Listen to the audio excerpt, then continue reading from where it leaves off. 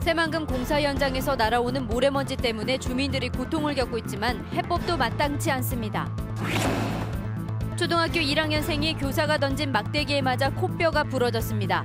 학부모에게는 아이가 코를 파다 피가 난 것이라며 거짓말까지 했습니다.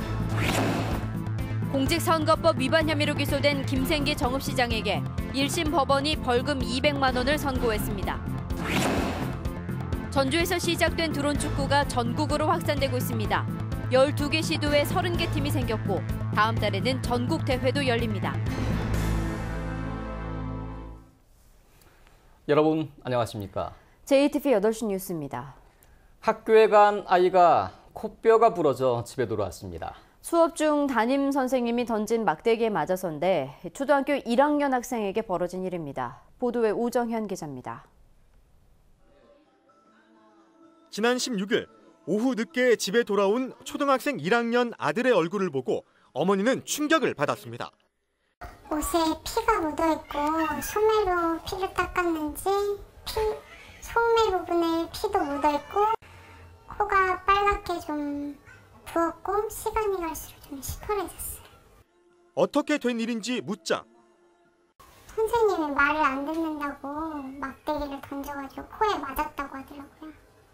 해당 교사는 자리로 들어가라는 말을 이군이 듣지 않았다며 제가 들고 있는 이러한 형태의 막대기, 이른바 가르침대를 아이 얼굴에 던졌습니다. 이군의 코뼈는 부러졌습니다. 하지만 당시 담임교사 전 씨는 적절한 치료를 하지 않은 채 아이를 방치한 것으로 알려졌습니다. 또 아이가 코를 파다 피가 났다며 둘러댔다가 학부모가 따져 묻자 사실 가르침대를 던졌다며 말을 바꾸기도 했습니다. 해당 교사는 가르침대를 던진 건 맞지만 이에 맞았는지 또 이 때문에 아이가 다쳤는지 몰라 적절하게 대응하지 못했다고 해명했습니다. 하지만 행위 자체는 진심으로 뉘우치고 있다고 털어놨습니다. 아이가 코피가 나서 그 부분만 제가 확인을 하고 괜찮을 거라고 생각이 들었는데 저의 실수로 학생과 학부모가 이렇게 피해를 입었다고 생각하니 마음이 너무 안 좋고. 전북교육청은 진상조사를 진행하고 있고 경찰도 해당 고소건에 대해 일단 상해 혐의를 적용해 조사를 진행할 방침입니다. 학교에 나간 지 석 달 만에 초등학생 1학년 8살 아이는 씻지 못할 상처를 안게 됐습니다. JTB 뉴스 오정현입니다. 수배 중이던 30대 남자가 경찰에 쫓기자 2층에서 뛰어내려 중상을 입었습니다. 경찰은 고통을 호소하던 이 남자를 병원 대신 경찰서로 연행해 인권 침해 논란을 빚고 있습니다. 병원으로 옮겨진 건 40분 뒤였습니다. 나금동 기자가 보도합니다. 전주에 있는 한 주택입니다. 준사기 등의 혐의로 수배 중이던 36살 A씨는 지난 23일 자신의 집으로 들어가다 경찰과 맞닥뜨렸습니다. 경찰이 들이닥치자 A씨는 이곳 2층 창문에서 그대로 뛰어내렸습니다. A씨는 고관절은 물론 허벅지 뼈와 뒤꿈치 뼈 등이 크게 부러지는 중상을 입었습니다. 쓰레기장인가 거기까지는 제가 한 불과 한 1m 정도까지는요. 기어서 갔는데 거기에서 제가 주저앉고 말았어요. 경찰은 병원으로 먼저 옮겨달라는 A씨와 가족들의 요구에도 이를 들어주지 않았습니다. 오히려 곳곳이 부러져 고통을 호소하는 A씨에게 수갑을 채운 뒤 뒷좌석에 태워 경찰서로 연행했습니다.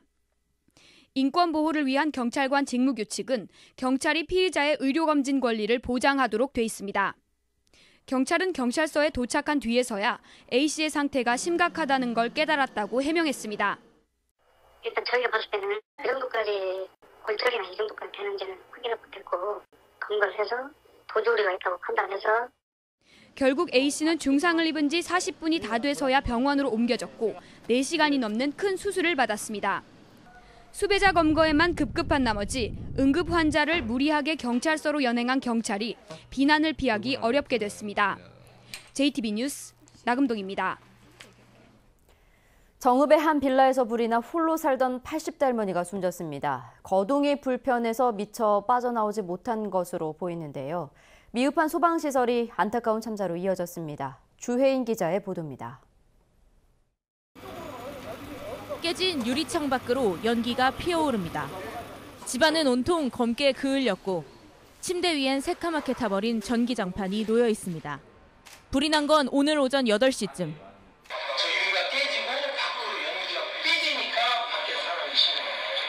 이 불로 홀로 살던 89살 정모 할머니가 목숨을 잃었습니다.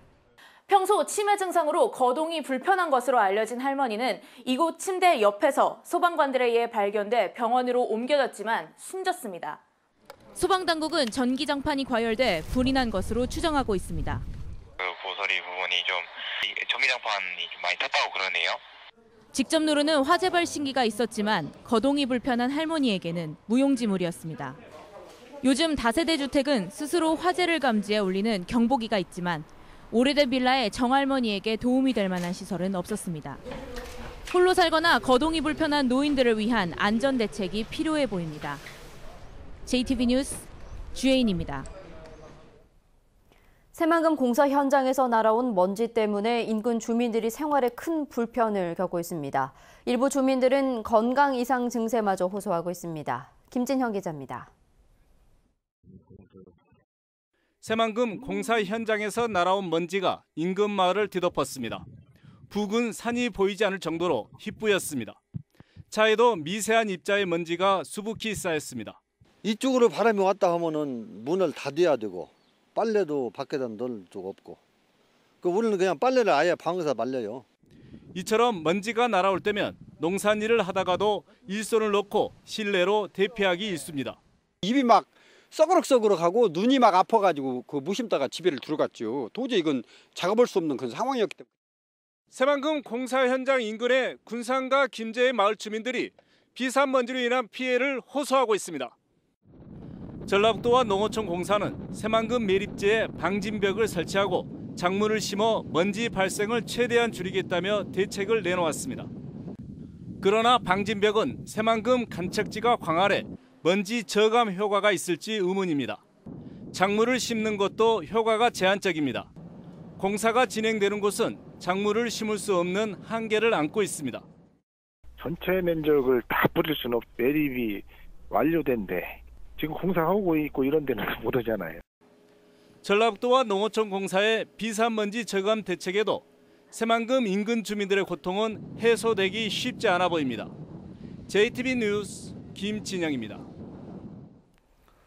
공직선거법 위반 혐의로 기소된 김생기 정읍시장에게 1심 법원이 벌금 200만 원을 선고했습니다. 항소심 등이 남아있지만 이 벌금형이 확정되면 김 시장은 시장직을 잃게 됩니다. 하원호 기자가 보도합니다. 1심 선고 직후 김생기 정읍시장이 굳은 표정으로 법정을 빠져나옵니다.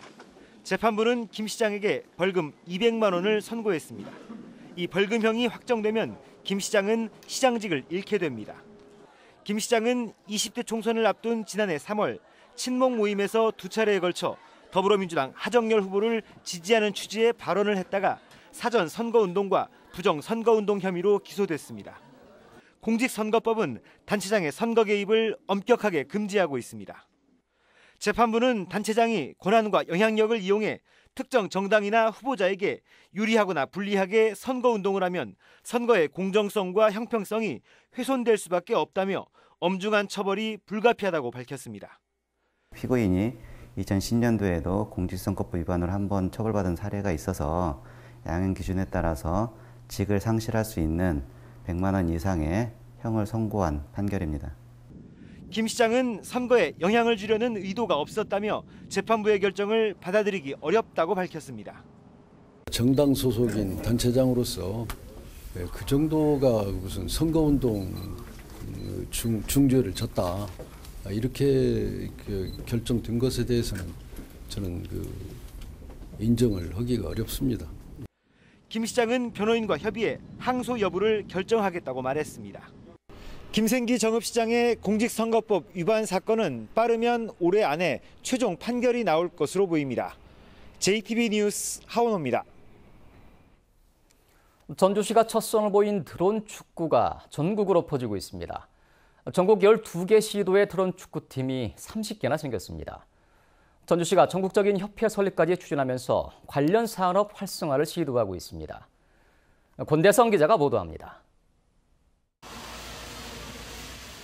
선수이자 공인 드론이 원 모양의 골대를 통과하면 득점이 되는 드론 축구. 빠른 속도와 몸싸움, 박진감 넘치는 경기가 보는 사람들의 눈을 사로잡습니다. 드론 축구를 개발한 전주시는 전용 경기장에 선수단까지 만들었습니다. 전주에서 시작된 드론 축구가 전국으로 확산되고 있습니다. 6달 여만에 서울과 경기 등 12개 시도에서 만들어진 30개 팀이 전주에 모여 창단식을 열었습니다. 애들도 좋아하고 어른도 좋아하고 솔직히 3대가 즐겁게 놀 수 있는 게 저는 드론이라고 생각을 합니다. 전주시는 정부의 드론 축구협회 등록을 요청해놨습니다. 다음 달에는 전국대회도 열면서 드론 축구의 저변을 넓히고 관심도 높여나갈 계획입니다. 드론 축구공은 전주의 연구기관과 중소기업 5곳이 탄소 소재 등을 활용해 개발했습니다. 현재 전국 200개 매장에서 판매되고 있습니다. 드론 축구가 확산되면 자연스럽게 관련 산업의 활성화가 기대됩니다. 공에 대한 요구들이 많아지기 때문에 결국은 작은 기업들도 빠르게 성장할 수 있는 그런 기회가 될 수 있을 것 같습니다. 전주가 종주 도시로서 드론 축구의 확산과 산업을 선도하는 데 시동을 걸었습니다. JTB 뉴스 권대성입니다. 스포츠 꿈나무들의 등용문인 제46회 전국 소년체전이 내일부터 나흘 동안 충남에서 펼쳐집니다. 내년 전국 체전 개최지인 익산시가 시민 서포터즈 발대식을 가졌습니다. 보도에 정원익 기자입니다. 46번째 전국 소년체전이 내일부터 나흘 동안 충남에서 열립니다. 전북 선수단은 초등부와 중등부 54개 종목에 1,100여 명이 출전해 그동안 갈고 닦은 실력을 겨룹니다. 지난해 금메달 21개 등을 따내 종합 11위를 차지한 전북은 최근 3년 동안 꾸준히 성적을 끌어올려 왔습니다. 올해는 단체 종목의 전력이 약하지만 핸드볼과 근대 3종, 유도 등에서 선전을 기대하고 있습니다. 우리 체조라든가 그다음에 핸드볼, 근대 3종 이런 종목에서 주안점을 두어서 작년 성적 이상의 성적을 거둘 수 있도록 최선을 다하겠습니다. 내년 제99회 전국체전과 장애인체전 개최지인 익산시가 시민 서포터즈 발대식을 가졌습니다. 서포터즈 2,900여 명은 친절 등 8개 분과로 나눠 홍보활동을 펼칠 예정입니다. 전국체전의 성공 개최와 품격 있는 도시를 만들기 위한 밑거름이 될 것입니다. 시민 여러분의 모든 역량을 모아주시기 바랍니다. 84개 단체가 참여한 익산 사랑운동 추진협의회 역시 서포터즈와 함께 손님맞이 준비에 나섭니다. 프로축구 선두인 제주에 승점 1점 차로 뒤져있는 전북현대가 내일 오후 4시 전주 종합경기장에서 수원과 홈경기를 치릅니다. 전북현대는 20세 이하 월드컵 경기 때문에 15년 만에 전주 종합경기장에서 홈경기를 치러왔는데 내일이 종합경기장의 마지막 경기입니다. 전북은 이번 경기를 마치면 20여일 동안 휴식기를 가진 뒤 다시 전주 월드컵 경기장에서 팬들을 만납니다. JTB 뉴스 정원익입니다. 전주지법 제1형사부는 뇌물수수 혐의로 기소된 이상호 전 고창군 의회 의장에 대한 항소심에서 징역 1년을 선고한 원심을 깨고 징역 1년에 집행유예 3년을 선고했습니다. 이 전 의장은 지난 2013년 고창군이 발주한 갯벌 생태지구 조성사업 공사를 수주하는 데 도움을 주는 대가로 건설업체 대표에게 1,200만 원을 받은 혐의로 구속 기소됐습니다. 오늘 오전 10시쯤 군산시 옥산동의 한 주택에서 리모델링 공사를 하던 60살 이모 씨가 부엌 찬장 위에 신문지로 쌓여있던 389경 권총 1정과 가스총 1정, 실탄 3발을 발견해 경찰에 신고했습니다. 경찰은 발견된 권총이 1940년대 미국에서 제작된 것으로 추정되며 대공 용의점은 없는 것으로 보인다고 밝혔습니다. 경찰은 이 주택에 살았던 74살 이모 할머니가 지난달 교통사고로 숨진 것을 확인하고 주변 인물들을 상대로 권총의 출처 등을 조사하고 있습니다. 전북은 오늘 전주 21도 등 19도에서 22도의 기온 분포를 보였습니다.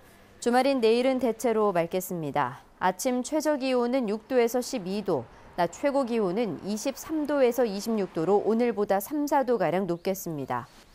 미세먼지 농도는 보통 수준이 예상됩니다. 일요일인 모레도 맑은 가운데 대부분 지역의 낮 기온이 27도를 웃돌겠습니다. 전주기상지청은 당분간 대체로 맑은 날씨 속에 낮 최고 기온이 25도를 웃도는 초여름 날씨가 이어질 것으로 내다봤습니다.